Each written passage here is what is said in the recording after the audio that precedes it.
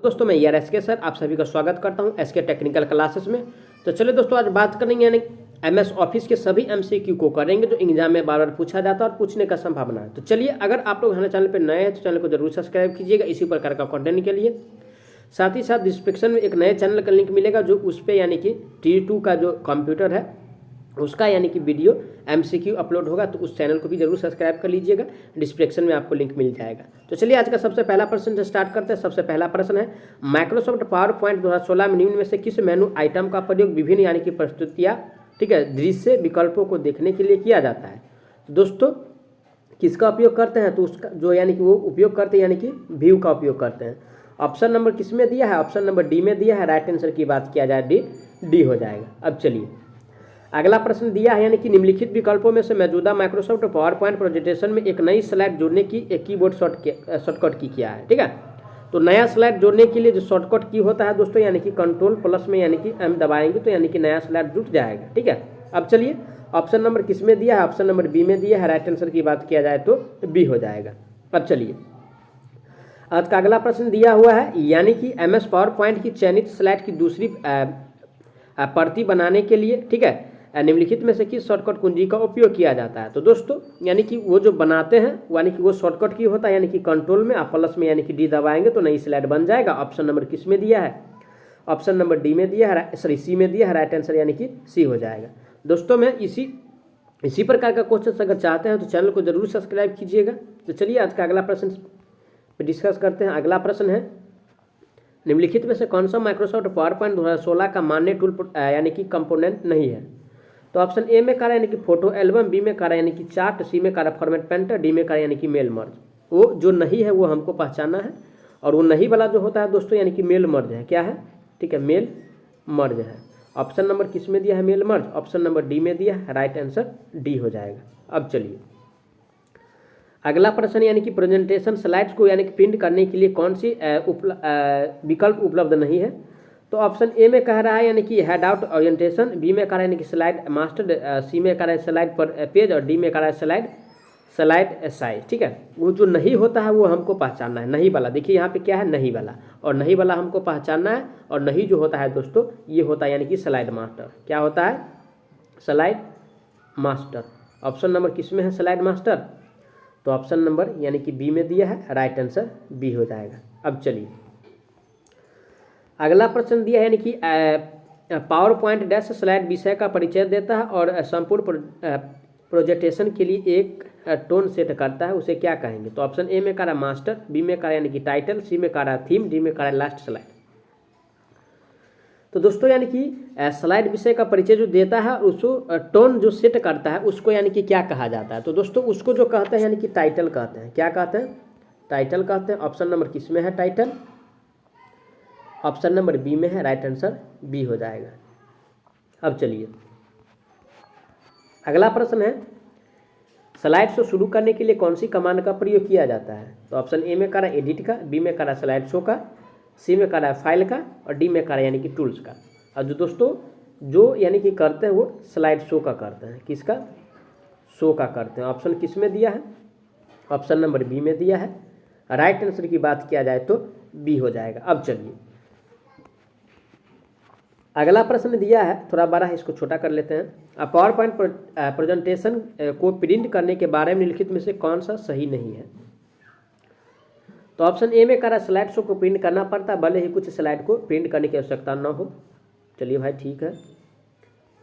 B में कह रहा है यानी कि नोट लिखने के लिए स्लाइड को खाली स्थान के साथ प्रिंट किया जा सकता है।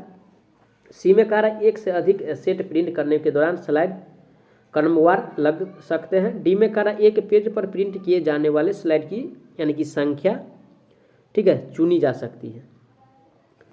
तो राइट आंसर की बात की जाए दोस्तों तो ऑप्शन नंबर इसका ये सही हो जाएगा। कौन सा, ऑप्शन नंबर ये सही शो हो जाएगा। ठीक है, अब चलिए अगला प्रश्न यानी कि प्रेजेंटेशन ठीक है प्रेजेंटेशन में यानी कि खूबसूरती बढ़ाने के लिए निम्नलिखित में से कौन सा तरीका अच्छा है, अच्छा नहीं है।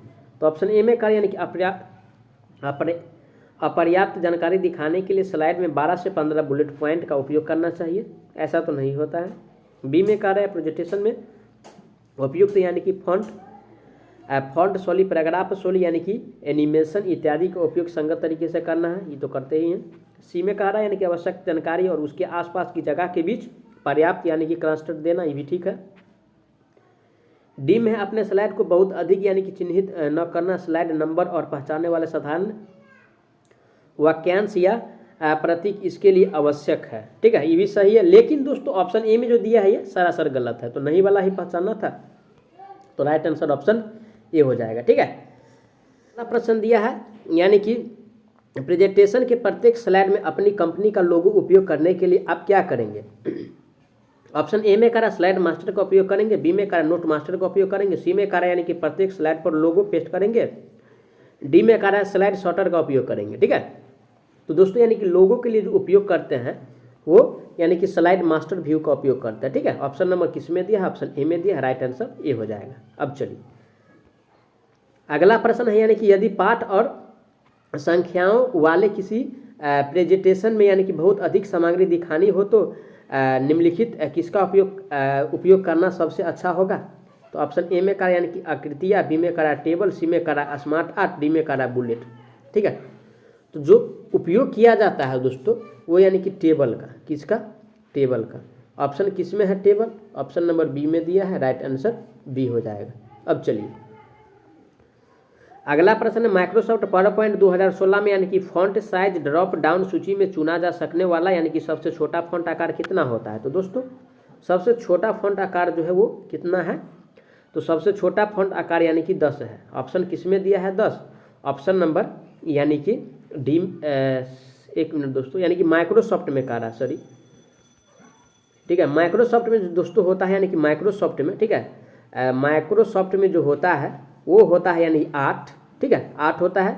वहीं पे Microsoft PowerPoint M S PowerPoint में, जब एम एस एक्सेल में होता है वो होता है 10, ठीक है। तो ये ध्यान रखिएगा, एम एस पावर पॉइंट में जो होता है यानी कि 8 होता है। ऑप्शन नंबर किस में है, और ऑप्शन ए में दिया है, राइट आंसर ए हो जाएगा। अब चलिए अगला प्रश्न है यानी कि एम एस पावर पॉइंट 2007 में स्लाइडों के लिए निम्न में से यानी कि ट्रांजिशन स्पीड का कौन सा विकल्प मौजूद नहीं है। तो ऑप्शन ए में करा यानी कि मीडियम, ये तो होता है, बी में करा है फास्ट, सी में करा है स्लो, और डी में करा है लो। फास्ट भी होता है, स्लो भी होता है, मीडियम भी होता है, लेकिन लो वाला बात होता नहीं है, नहीं वाला पहचाना था, तो राइट आंसर की बात किया जाए ऑप्शन नंबर डी हो जाएगा। अब चलिए अगला प्रश्न यानी कि एम एस पावर पॉइंट 2007 में यानी कि एपेक्स एस्पेक्ट यानी कि सिविक आदि में निम्न में से डिजाइन टैब के किस थीम विकल्प से यानी कि संबंध है। तो ऑप्शन ए में करा यानी कि फॉन्ट, बी में करा है कलर, सी में करा इम्पैक्ट, डी में करा स्टाइल। तो दोस्तों वो जो संबंध होता है यानी कि इम्पैक्ट से होता है, क्या होता है, इम्पैक्ट से होता है। ऑप्शन किस में दिया है, इम्पैक्ट, ऑप्शन नंबर सी में दिया है, राइट आंसर सी हो जाएगा, ठीक है। अब चलिए अगला प्रश्न है डिफ़ॉल्ट रूप से माइक्रोसॉफ्ट पावर पॉइंट किस वेब में कोई प्रेजेंटेशन स्लाइड खोलता है। तो ऑप्शन ए में करा यानी कि स्लाइड शॉर्टर में, बी में करा स्लाइड मास्टर में, सी में करा नोट पेज में, डी में करा यानी कि सामान्य में। तो दोस्तों वो जो यानी कि खोलता है, ठीक है, वो यानी कि जनरल में खोला जाता है, ठीक है, जनरल में खोला जाता है, इसका हिंदी हो यानी कि सामान्य। ऑप्शन किस में दिया है, ऑप्शन डी में दिया है, राइट आंसर डी हो जाएगा। अब चलिए अगला प्रश्न माइक्रोसॉफ्ट पावर पॉइंट में यानी कि सभी स्लाइड को एकल स्क्रीन में देखने के लिए निम्नलिखित विकल्प किस स्लाइड व्यू का उपयोग किया जा सकता है। तो ऑप्शन ए में करा यानी कि स्लाइड शॉर्टर व्यू का, बी में करा स्लाइड मास्टर व्यू का, सी में करा नॉर्मल व्यू, और डी में करा आउटलेट व्यू का। तो दोस्तों वो जो उपयोग करते हैं वो स्लाइड शॉर्टर व्यू का। ऑप्शन किस में है, ऑप्शन ए में है, राइट आंसर ए हो जाएगा। चलिए आज का अगला प्रश्न दिया है माइक्रोसॉफ्ट पावर पॉइंट 2016 के किस मेनू में आपको टेक्स्ट डायरेक्शन, ऑनलाइन टेक्स्ट और न्यू स्लाइड जैसे विकल्प मिलते हैं। तो दोस्तों ये जो मिलता है यानी कि इंसर्ट में भी मिलता है, ठीक है, इंसर्ट में भी मिलता है और होम में भी मिलता है, ठीक है। तो ऑप्शन नंबर किस में दिया, इंसर्ट, तो ऑप्शन नंबर ए में भी दिया है इंसर्ट, और डी में यानी कि होम दिया है, ठीक है। ये ए भी हो जाएगा इसका, और ये डी भी हो जाएगा, ठीक है। तो ध्यान रखिएगा ऐसा प्रश्न है, और इसको यानी कि दोनों में नंबर आपको मिलेगा अगर एग्जाम में ऐसा प्रश्न आता है और मारते हैं तो, ठीक है। तो राइट आंसर इसका जो होगा ए भी होगा और डी भी होगा। अब चलिए अगला प्रश्न दिया, एक पावर पॉइंट के टेक्स्ट बॉक्स में प्रदर्शित होने वाले सभी टेक्स्ट को सिलेक्ट करने के लिए निम्नलिखित में से किस विकल्प का उपयोग किया जाता है। तो दोस्तों सभी को अगर सेलेक्ट करना है तो कंट्रोल आप प्लस में ए को दबा दीजिए, सारा सिलेक्ट हो जाएगा। अब चलिए अगला पॉइंट है माइक्रोसॉफ्ट पावर पॉइंट 2007 में save as dialog box open करने के लिए निम्नलिखित में से किस शॉर्टकट का इस्तेमाल करते हैं? तो दोस्तों वो शॉर्टकट जो है यानी कि Alt+ यानी कि F2 का। ऑप्शन नंबर किस में दिया है? ऑप्शन नंबर ए में दिया है। राइट आंसर की बात किया जाए ऑप्शन ए हो जाएगा। अब चलिए अगला प्रश्न पे चलते हैं। अगला प्रश्न है यानी कि कॉन्फ्रेंस रूम में यानी कि 20 लोगों का एक साधारणा को समझाने के लिए सबसे उपयुक्त सॉफ्टवेयर है। ऑप्शन ए में स्प्रेडशीट, बी में MS पावर पॉइंट, सी में यानी कि MS वर्ड, डी में यानी कि ईमेल। तो दोस्तों वो जो होता है, ठीक है, वो होता है यानी आपको MS पावर पॉइंट। ऑप्शन किस में है? ऑप्शन बी में है। ऑप्शन राइट यानी कि बी हो जाएगा। मैं आशा करता हूँ आप लोग अच्छा से समझे होंगे। अगर कोई प्रकार का डाउट है तो आप लोग कमेंट बॉक्स में उसको बता सकते हैं। साथ ही साथ नए हैं तो चैनल को जरूर सब्सक्राइब कीजिएगा, वीडियो को जरूर शेयर कीजिएगा। तो चलिए मिलते हैं नेक्स्ट वीडियो में, तब तक के लिए।